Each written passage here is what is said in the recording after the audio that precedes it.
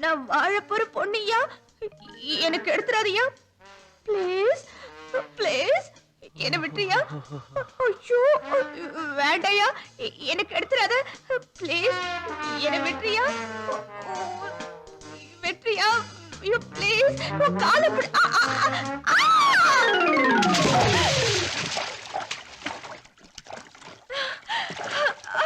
என்ன காப்பாத்து. ஐயோ என்ன காப்பாத்து.